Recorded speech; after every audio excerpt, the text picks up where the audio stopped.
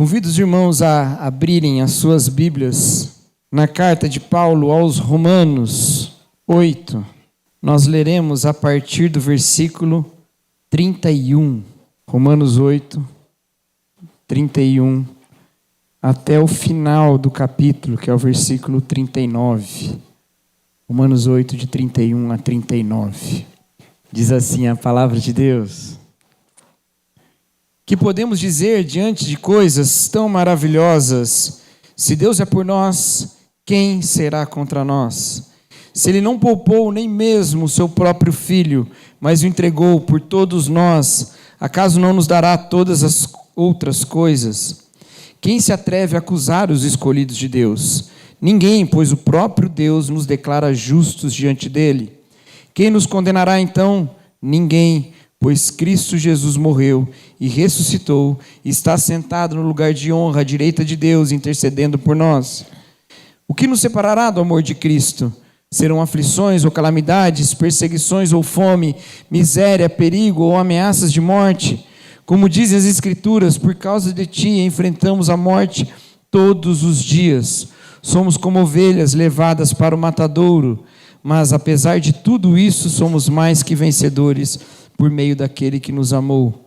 Estou convencido de que nem morte, nem vida, nem anjos, nem demônios, nem o que existe hoje, nem o que virá no futuro, nem poderes, nem altura, nem profundidade, nada em toda a criação jamais poderá nos separar do amor de Deus revelado em Cristo Jesus, nosso Senhor.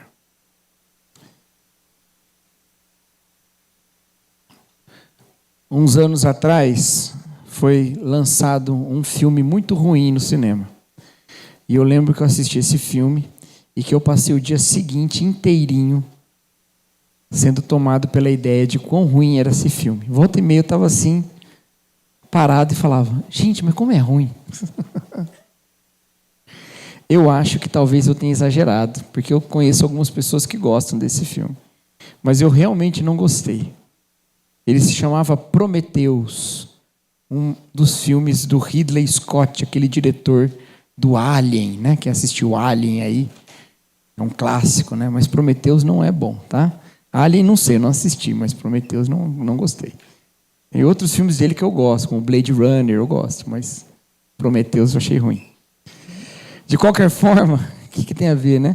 É só para você, eu quero insistir nisso para você não achar que eu estou recomendando. Não estou, tá bom? Mas eu me lembro que na época da divulgação desse filme, em que os atores dão entrevistas e eles, né, fazem aquelas roubadas, né? Acho que é uma roubada participar daquilo, né? Ficar sendo entrevistado por 30 pessoas num dia, né? Uma depois da outra. Mas sabe aquelas coisas? Faz aqueles cortezinhos e tal. Eu me lembro de que alguém entrevistou os atores e a ênfase de um deles sobre o que esse filme dizia era: imagina se nós fôssemos atrás do nosso Criador e descobríssemos que o nosso Criador não é bom, mas é mau. Porque a ideia do filme é do pessoal que vai atrás de um ser alienígena, não sei o que lá e tal. E a ideia é mais ou menos essa. Imagina se nós fôssemos atrás do nosso Criador, investigássemos as nossas origens, investigássemos a origem da humanidade e descobrisse que, a despeito do que nós pensamos, de que a origem é boa, justa, correta, ela, na verdade, a humanidade toda partiu de um ser cruel e mau. A verdade é que eles não foram os primeiros a pensarem numa história dessa. Outros já tiveram ideias parecidas, de pensar que os seres humanos vieram de divindades malignas. Outras filosofias e religiões da história da humanidade tiveram pensamentos parecidos com esse. E é claro que isso vai completamente contra aquilo que nós enxergamos na Escritura. Mas ali não era uma proposta para você acreditar, não era uma pregação, era só um filme, né? Você não precisa acreditar, só assistir. Mas não precisa assistir, porque o filme é ruim, tá? A despeito do interesse que tenha esse tema. Mas a pergunta, ela é uma pergunta legítima. Reformulando para os nossos dias, o que alguém poderia perguntar para você é: Quem garante que Deus é bom? Quem garante que Deus é bom? Essa não é uma boa pergunta? Talvez uma pergunta que a gente nunca tenha se feito. A gente sempre fala, Deus é bom. A gente até canta, né? Deus é bom o tempo todo, Deus é bom. Até quem não acredita em Deus tem hora que fala assim, acontece alguma coisa e fala, Deus é bom. Pênalti para o adversário bate, o goleiro defende e fala, Deus é justo. Esse pênalti mandrake aí não entrou. Que Deus, você é ateu, rapaz? Não, mas no futebol eu não sou ateu. O conceito da bondade de Deus é uma coisa bastante estabelecida na nossa vida. E talvez seria até inútil a gente falar sobre Deus ser bom, já que quase todo mundo acredita nisso. E é justamente o que eu quero falar hoje. Deus é bom. Amém? Vamos orar e encerrar o nosso culto. Não, brincadeira. Todo mundo já acredita nisso. Por que a gente tem que falar sobre isso? Até quem não está aqui acredita nisso. Mas a verdade é que a gente entende que Deus é bom, acredita que Deus é bom, mas não entende o quão bom Deus é. Quão bom Ele é para nós. E qual a diferença que isso faz na nossa vida. A gente nem sempre entende isso. Muitas vezes a gente entra numa dúvida sobre esse assunto. Uma dúvida cruel. Que é quando a gente enfrenta alguma calamidade na nossa vida. Alguma tristeza profunda, uma tragédia. E aí a gente se pergunta, Deus está sendo bom comigo aqui? Por que Deus? Por que isso? Como o Senhor, sendo bom, pode me deixar passar por isso? Outra ótima pergunta, e outra pergunta bastante legítima, especialmente em momentos de dor. A gente vê isso acontecendo na Bíblia. Jó faz esse tipo de pergunta. Por acaso o Senhor se agrada de esmagar o justo? Pesado, né? Imagina você virar para Deus e falar assim. Eu não tenho nem coragem de falar para Deus que eu sou justo, quanto mais de perguntar se Ele se agrada disso. Mas Jó é o tempo todo confrontado ali pelos amigos. Alguma coisa você fez, olha aí, dá uma olhada na sua vida. Ele fala assim, não fiz nada não, Deus, qual é que é? Você acha certo isso? Será que você é bom mesmo? É uma pergunta legítima. E deixa eu já dizer uma coisa, Deus não fica chateado com essa pergunta. Por que Ele não fica chateado? Porque Ele não ficou chateado com Jó. No final do livro diz que Jó não pecou com os lábios, e ele falou isso. Então, se ele falou isso e não pecou com os lábios, então isso não é pecado. Tim Keller disse que Jó falou as mesmas coisas que seus amigos. A diferença é que Jó falou para Deus. E falar para Deus não tem problema, porque Ele aguenta. Porque Ele quer autenticidade, Ele quer realidade diante dEle. É melhor do que a gente ficar fazendo ideia falsa dEle e sair falando para os outros. Que é uma fofoca que a gente faz sobre Deus, que é completamente inútil, porque não dá para falar pelas costas de Deus, já que Ele está vendo tudo, né? Então não funciona. Já pega e já fala para Ele direto. O que nos garante que Deus é bom? E talvez se alguém perguntar isso para a gente hoje, como você prova que Deus é bom? Como você demonstra que Deus é bom? A gente vai ter uma grande dificuldade de responder essa pergunta. Especialmente se a gente procurar no mundo de hoje elementos que mostrem a bondade de Deus. Talvez você não vai encontrar. Algumas pessoas vão falar, Deus é muito bom. Porque olha só, vou contar para você a minha história. Semana passada estava andando na rua, caiu uma chuva. Eu falei, Senhor, eu não aguento mais tomar chuva voltando do trabalho. Me dá um carro. No dia seguinte, meu tio morreu e me deixou um carro de herança. A pessoa vai falar, bom para você, né? Ruim para sua tia que ficou viúva, né? As pessoas levantam esse tipo de crítica quando acontece acidente aéreo com sobrevivente. Igual foi o acidente da Chapecoense, né? E algumas das pessoas que não morreram naquele acidente eram irmãos nossos em Cristo. E aí eles saíram glorificando a Deus. E aí pessoas que não creem em Deus falam, nossa, que legal, você louvando a Deus que salvou sua vida, enquanto matou todas as outras centenas de pessoas que estavam dentro do avião. Dezenas, né? Não chegou a centenas, né? Dezenas de outras pessoas que estavam lá, jogadores começando a carreira, jornalistas, técnicos de futebol. Se você quiser demonstrar a bondade de Deus através de todas essas coisas, você vai ter, na mesma medida, elementos para provar a maldade ou a indiferença de Deus. Deus é bom porque olha só que coisa boa, olha que dia agradável que nós tivemos hoje, um friozinho gostoso para tomar uma sopinha quando chega em casa. Alguém fala assim, mas e quem está morrendo na rua de frio porque não tem com o que se cobrir? Deus é bom porque eu fui para a praia e orei, Senhor, não deixa chover, e não choveu, fez um sol maravilhoso. E o agricultor que precisava da chuva naquele momento que não veio. Ou então você pode entrar em assuntos ainda piores. Deus é bom porque eu estava doente, eu fui curado. Mas por que Ele não fez nada contra a pandemia?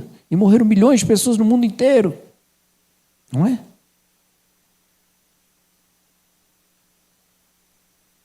Tá ótimo, foi uma despregação, né? Todo mundo acreditava que Deus era bom, agora ninguém acredita mais. Mas a realidade é que essas coisas elas não estavam ausentes do mundo da Bíblia. Elas também existiam lá. Na verdade, elas existiam em grau muito pior. É certo que a gente tem no mundo de hoje elementos para causar destruição em massa, muito mais potencial, com muito mais poder do que havia no mundo antigo. Mas o mundo antigo era percentualmente muito mais violento. É certo que as doenças hoje matam muito mais pessoas, mas é porque elas contagiam muita gente que mora perto, em cidades muito povoadas. Ainda assim, a mortalidade caiu muito, as pessoas vivem muito mais tempo. A gente combate as doenças com muito mais eficiência, a expectativa de vida é muito mais alta. É quase um consenso entre os historiadores de que o mundo, em quase todas as diretrizes humanas, melhorou e não piorou. Então, como as pessoas daquele tempo, um tempo de tanta insegurança, encaravam essa realidade? Paulo diz aqui, ele fala no versículo 35, que ele diz assim, o que nos separará do amor de Cristo? E ele fala, serão aflições, calamidades, perseguições, fome, miséria, perigo, ameaça de morte. Todas essas coisas existiam. E nenhuma delas significavam que Deus não nos ama. Nenhuma delas cravava uma separação entre o amado por Deus e Deus mesmo. Não são esses elementos e não são nessas coisas que se baseiam a nossa certeza de que Deus é bom e de que Deus nos ama. Não é nada disso. Há uma certeza fundamental, e essa certeza fundamental está alicerçada numa realidade histórica, e essa realidade histórica é a realidade do sacrifício de Jesus Cristo. Meus irmãos, deixa eu dizer uma coisa para vocês, o que eu vou falar hoje à noite, o que eu estou falando na verdade, é fundamental para a sua vida cristã. Você se tornará alguém incapaz de desfrutar uma única bênção de Deus se você não reconhecer a maior bênção de Deus. Se você não reconhecer a bênção de Deus na cruz de Jesus Cristo, você será incapaz de desfrutar qualquer outra bênção de Deus. E sabe por quê? Porque é assim que funciona todo tipo de teologia da prosperidade.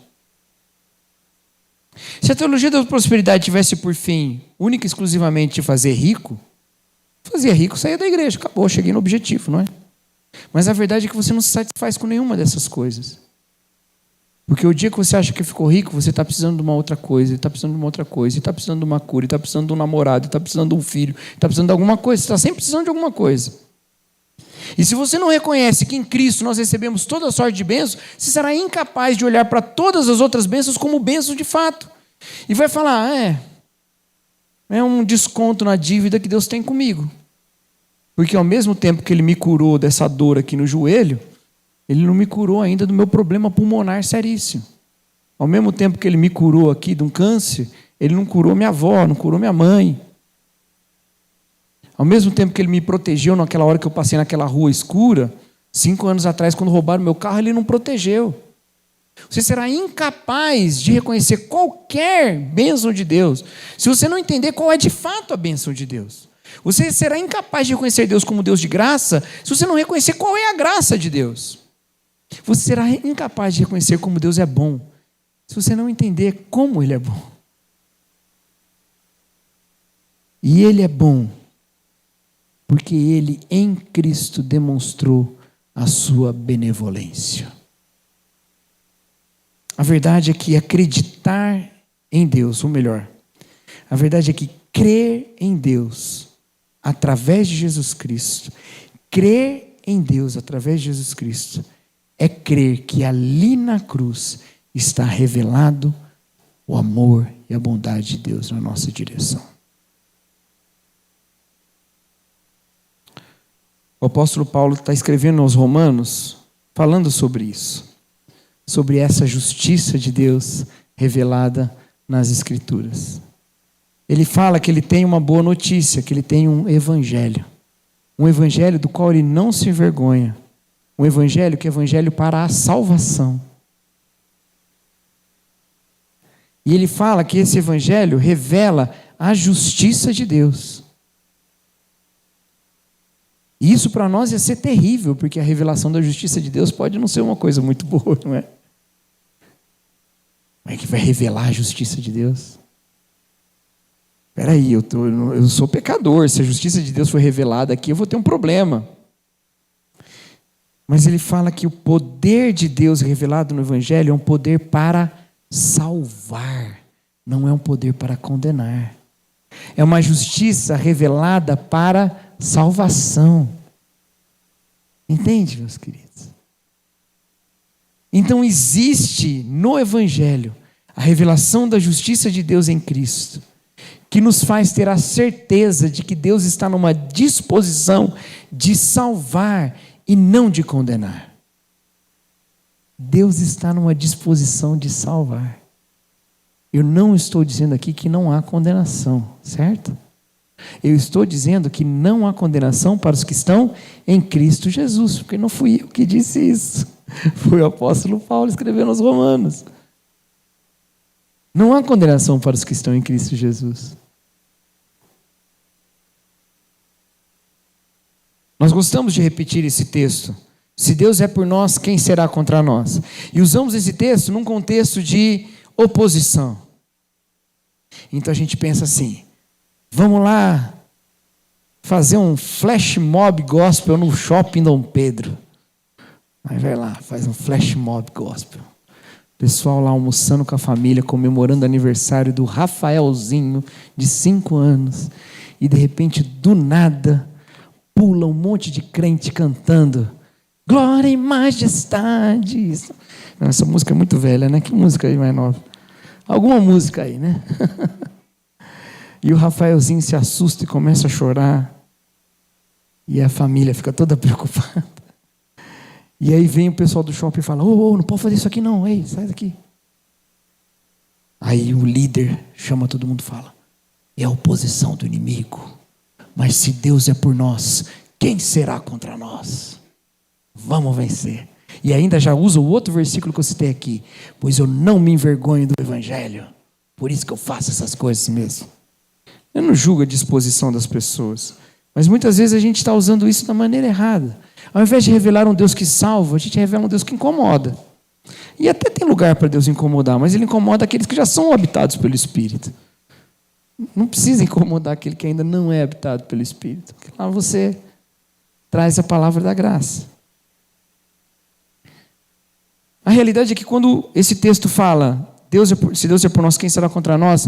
Ele está dizendo, qual elemento deste mundo de oposição, de resistência, de dificuldade, de dor, de tristeza, diminui ou enfraquece ou anula a demonstração do amor de Deus na cruz de Jesus? O que faria você pensar que Deus não te ama? É isso que esse texto está perguntando. O que faria você pensar que Deus não te ama? E aí você pode elencar qualquer coisa. Não, se o Senhor tirar de mim um dos meus filhos antes de mim mesmo, invertendo a ordem natural das coisas, aí eu não aguento. Aí eu vou ter que dizer que Deus não me ama. Não, se Deus não conceder a mim que eu consiga provar a minha inocência diante daquela causa que eu estou, então Deus não me ama. Se Deus não me levar a conquistar tal coisa, se Deus não me levar a tal posição, se Deus não me curar de tal doença, ou se Deus me deixar ter tal doença, aí eu vou saber que Deus não me ama. E se você continua lendo o texto, vez após outra, o apóstolo Paulo vai afirmando que nada nos separa do amor de Deus, que nada pode ser contra nós se Deus é por nós, que não existe nenhum elemento da realidade presente que faça com que a gente duvide de que Deus é bom. E porque aconteça o que acontecer no mundo, quando eu olho para trás na história, eu vejo a cruz. E na cruz eu vejo que Deus me ama. Então não tem outro elemento que possa me fazer duvidar disso. Eu não quero dizer que a gente não duvide disso às vezes, como eu falei, isso às vezes acontece. Mas isso tem a ver com a nossa fraqueza. E não tem a ver com a própria natureza do amor de Deus. Talvez você esteja ainda incrédulo sobre isso. Talvez a minha argumentação prévia sobre a dificuldade de provar que Deus é bom te convenceu mais do que essa parte. Mas quero usar uma figura que está num livro chamado O Amor que Deus é. O autor desse livro fala que quando ele está ensinando adolescentes sobre a fé cristã, ele diz para o grupo de adolescentes: olha, quantos de vocês aqui sabem que seus pais te amam? E ele diz que essa é uma estratégia arriscada. E ela é mesmo. E é arriscado até eu falar isso aqui. Porque acredito que tanto naquele grupo de adolescentes quanto aqui, a certeza sobre o amor dos nossos pais varia de pessoa para pessoa. Isso pode ter a ver com o próprio amor dos pais e pode ter a ver também conosco. De qualquer forma, não é um absurdo a gente pensar que uma boa parte das pessoas, tanto naquele grupo de adolescentes quanto aqui, acredita no amor dos pais, ou pelo menos no amor de um dos pais. Então, esse autor começa a desafiar os adolescentes, outra estratégia arriscada. Por que você crê que ele te ama? E aí os adolescentes começam a responder: porque ele sempre cuidou de mim, eu estou doente, corre para o hospital comigo, fica lá a madrugada inteira, né, Guto? Fica cuidando, né? Porque fala sempre que me ama, porque me abraça. E o autor vai provocando. Mas isso garante? E se for uma manipulação? E se for uma maneira de te enganar para depois, né, vender seus órgãos? Ela não fala isso, mas alguma coisa assim. Eu não me lembro direito o que ele fala. Ficou macabro, né? Eu comecei citando um filme de terror. Vocês não esperavam muito também, né, gente? Chega num ponto em que fica evidente que a vida sob o amor dos pais depende de crer no amor dos pais. Entendeu? Eu não quero dizer que há pais que não sabem amar, porque há mesmo. Há pais que não sabem amar. É verdade. Mas que é impossível provar que ele ama também. E que em grande medida a gente vive uma vida muito mais saudável oferecendo fé no amor dos pais. Mesmo quando a gente poderia interpretar de outra maneira. E a gente oferece graciosamente essa confiança. É claro que alguém pode olhar para a cruz de Cristo e não reconhecer o amor de Deus. É claro que alguém pode olhar para a história da Bíblia e não reconhecer o amor de Deus. É claro que pessoas podem ouvir falar sobre Deus e dizer: não, mas Deus não é amor, porque minha vida é assim, assim, assim, assim. Mas há uma realidade presente na nossa vida de transformação quando a gente não só sabe que Deus é bom e ama, mas a gente vive por essa realidade. A gente de fato confia nesse amor. A gente de fato caminha nesse amor. E por isso é importante que quando nós tomamos textos como esse, nós nos apeguemos a ele com bastante cuidado, ou com bastante dedicação, para nos momentos em que a realidade do entorno tenta falar para nós que Deus não nos ama, eu prego a cruz para essa realidade. Eu prego a cruz para o meu coração. Eu calo a boca do acusador que diz: você não pode ser amado. Eu digo: como é que eu não posso ser amado se tem uma cruz de Jesus garantindo que eu sou amado? E quando o diabo vem e fala no nosso ouvido: olha, você é muito pecador para ser perdoado, eu respondo: é justamente isso que faz Deus ser tão bom. Porque quanto mais você, Satanás, fala para mim que eu sou pecador, maior fica o tamanho da cruz que me salvou. Quanto mais você me convence do meu pecado, mais exaltado, glorificado é o meu Senhor, porque é impossível eu ter um pecado maior do que a graça dele, porque ele é um Deus maravilhoso.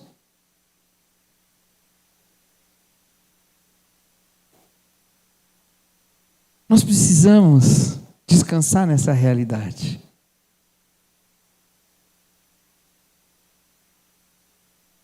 Nada nos separará do amor de Deus, porque nós estamos conquistados pela cruz de Jesus. Versículo 32 diz assim: se ele não poupou nem mesmo o seu próprio filho, mas o entregou por todos nós, acaso não nos dará todas as outras coisas? Entendeu por que eu falei que se você não reconhecer o que ele deu em Jesus, você não vai poder aproveitar mais nada? Porque todas as outras coisas que nós temos porque ele não poupou o próprio filho. Então, quando cai o avião e se salvam alguns crentes e eles louvam a Deus porque a vida foi dada por Deus. Mas os familiares crentes daqueles que morreram também louvam a Deus. E louvam a Deus porque agora os seus queridos estão com ele. Porque tudo nós recebemos na mão de Deus. E quando nós enfrentamos tribulação, enfrentamos na certeza de que aquilo é limitado, porque há um dia em que não haverá mais tribulação. Então o apóstolo Paulo fala, inclusive aqui na carta aos Romanos, que nós nos gloriamos nas tribulações.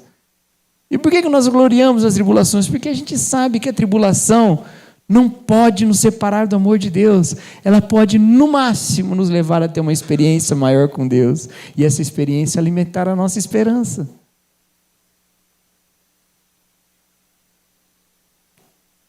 Quem será contra nós? Quando o acusador quer ser contra nós e tenta diminuir quem nós somos, ele só exalta quem Jesus Cristo é. E nós louvamos a Deus. Por isso que é importante a adoração, meus amigos. Por isso que é importante nós celebrarmos a graça que nós já temos em Jesus.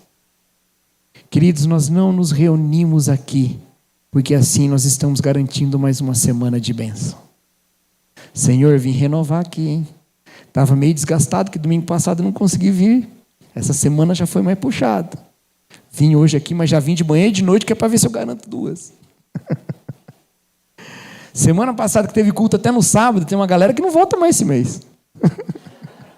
Já garantiu a graça de várias semanas. Não é por isso. A gente vem para reforçar para a gente, para contar para a gente mesmo essa história de que nós somos amados por Deus, que nós estamos acolhidos na sua família.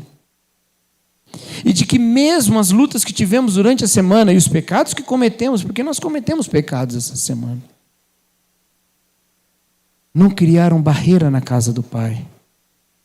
Então nós vemos chorando: papai, tropecei, machuquei. Ele cuida das nossas feridas, porque nada nos separará do amor de Deus. Então nós nos achegamos a Ele com essa confiança. Sim, a confiança no amor de Deus revelado em Jesus Cristo, como eu falei, traz efeitos na nossa vida prática. Traz efeitos, mas esses efeitos também são graça. Um dos problemas da maneira como a gente ensina a fé para os pequenos, às vezes, é que a gente ensina para eles a lei. Eu não sei muito bem de onde a gente tirou isso, mas a gente acha que o pequeno tem que aprender a lei e o grande tem que aprender a graça, né?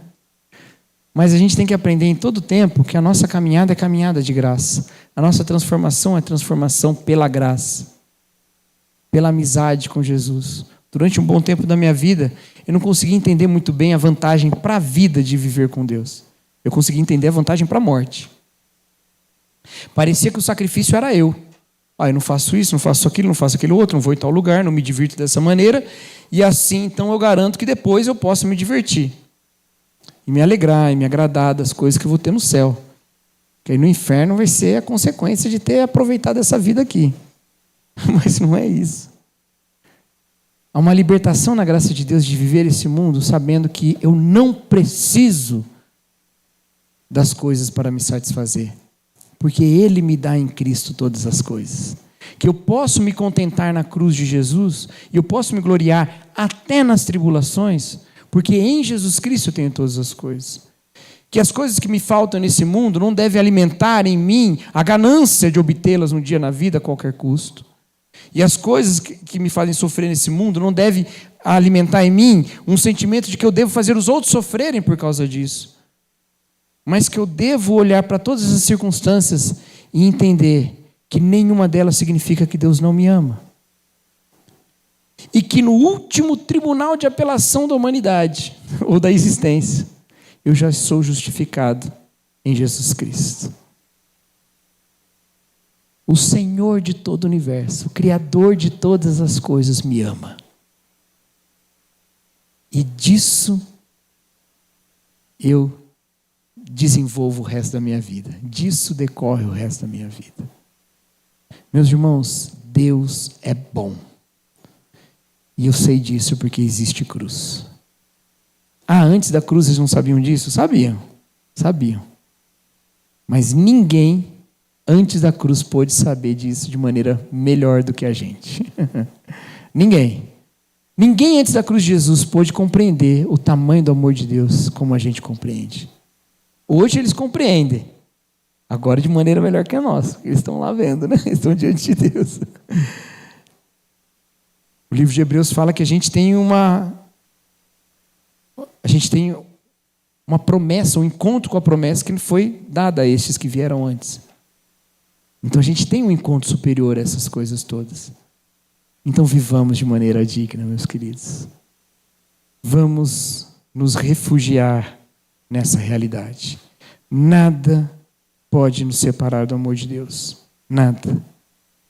Eu estou convencido de que nem morte, nem vida, nem anjos, nem demônios, nem o que existe hoje, nem o que virá no futuro, nem poderes, nem altura, nem profundidade, nada em toda a criação jamais poderá nos separar do amor de Deus revelado em Cristo Jesus, nosso Senhor.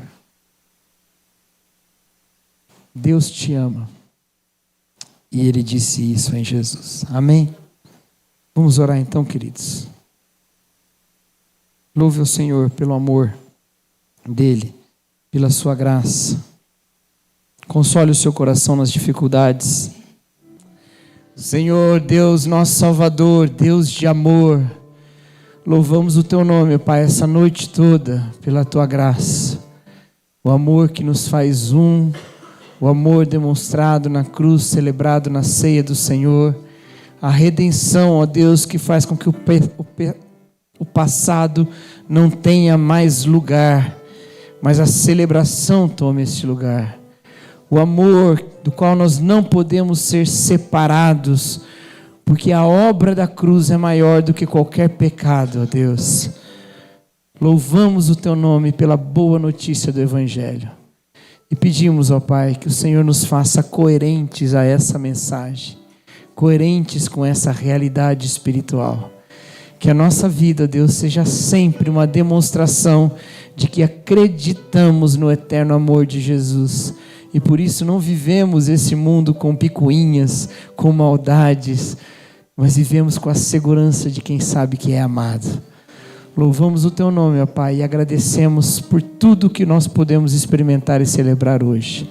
E que a graça do nosso Senhor Jesus Cristo, o amor de Deus o Pai, a comunhão, a consolação do Espírito estejam com todos aqui e com todos aqueles que fazem parte do corpo de Cristo, espalhados que estejam pela face da terra hoje e para todos sempre. Amém. Que Deus abençoe. Os irmãos podem se assentar.